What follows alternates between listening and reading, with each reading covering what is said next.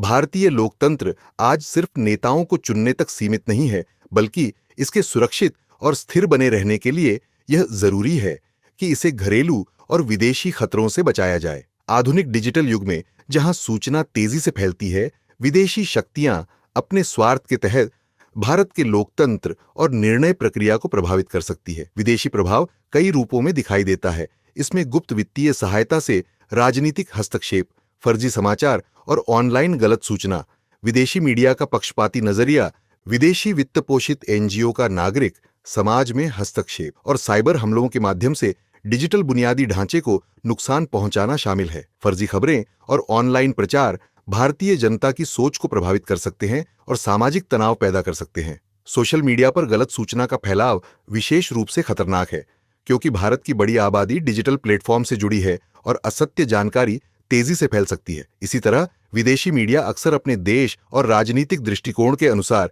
किसी घटना को प्रस्तुत करता है, जिससे भारत में जनमत प्रभावित होता है।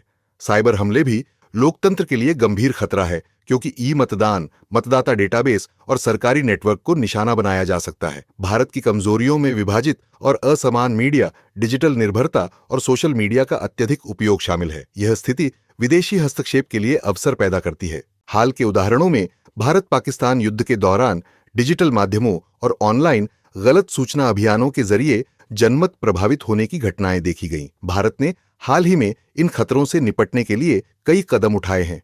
इसमें विदेशी मीडिया और ऑनलाइन प्लेटफॉर्म पर नियंत्रण, साइबर सुरक्षा एजेंसियों जैसे सर्टिन, साइबर हमलों से निपटने के लिए बॉटनेट क्लीनिंग और मैलवेयर विश्लेषण केंद्र जैसी पहल और जासूसी गतिविधियों पर सख्ती शामिल है। ये कदम देश की सुरक्षा और लोकतंत्र की रक्षा के लिए महत्वपूर्ण है। निष्कर्षतः चुनौती यह है कि भारत अपने लोकतंत्र को सुरक्षित रखते हुए नागरिकों के अधिकारों का उल्लंघन न करे। इसके लिए जरूरी है कि शिक्षित और संतुलित निर्णय लिए जाएं, वास्तविक खतरों और विभाजनकारी सामग्री पर ध्यान केंद्रित किया जाए, लेकिन व्यापक रूप से सभी विदेशी प्लेटफॉर्म्स पर अति उत्साही प्रतिबंध न लगाए जाएं। इस तरह भारत अपने लोकतांत्रिक चरित्र को बनाए रख सकता है और हानिकारक विदेशी प्रभावों से बच सकता है। अगर आपको यह जानकारी पसंद आई हो तो कृपया इसे लाइक करें, शेयर करें और चैनल को सब्सक्राइब जरूर करें।